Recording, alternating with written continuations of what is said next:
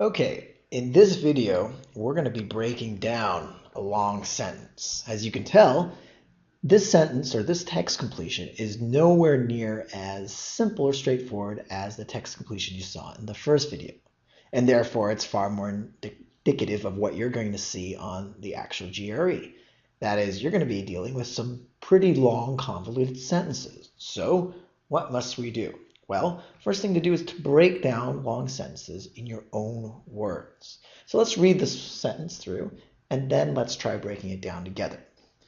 As municipal water experts very well know, successive years of greater than average rainfall can lead to a dramatic surge in water usage, with the populace blanking the very habits that had once sustained the city through its drought years. Okay, as I said, there's a lot going on here, but you want to take apart the sentence and focus on the main part. So experts may very well know, that's fine. What are they knowing though? That's the important part. So greater than average rainfall. Let's just call that greater rainfall can lead to a surge, which means an increase in water usage. So lots of rain, water usage goes up. Notice how I'm using my own words now. That's breaking down the sentence. Why? Why am I using my own words? Because it makes it easier for us, or easier for the person breaking down the sentence, to conceptualize what the sentence is about, instead of trying to use GRE's words. So going back to our sentence here, again, if there's lots of rain, then water usage increases, or more people use water. So we got to that part where the comma is. Now we will read on. With the populace blanking the very habits that had once sustained it through the city through its drought years. So this part says the people, the populace, they're doing something to the habits. What? Well, let's read on.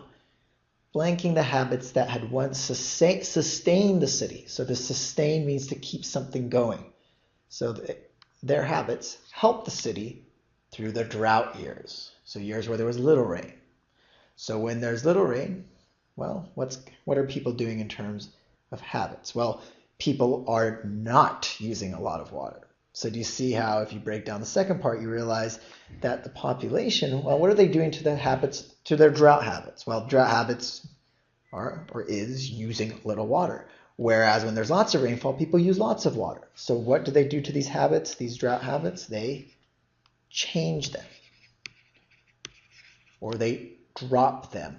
Something to show that they are no longer doing these habits. They are no longer engaging in these habits. And notice here, if I look down at A, it's there waiting to trick me.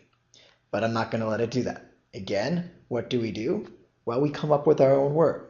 So again, in a long sentence like this, we break down the sentence.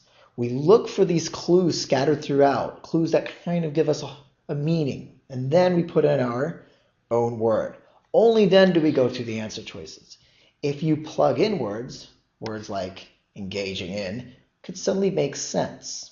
Why? Because you haven't really broken down the sentence, and so you're likely to misinterpret the sentence. But we know that engaging does not mean to change or changing. Returning to the very habits, well, wait a second. If the population is changing their habits during heavy rainfall, changing their drought time habits, they're definitely not returning to them. And there we have C, which is altering. And just like that, we matched. And it doesn't always have to be a perfect match. Maybe alter wasn't your word. Maybe you came up with another word that's similar to change. I earlier said dropping the very habits.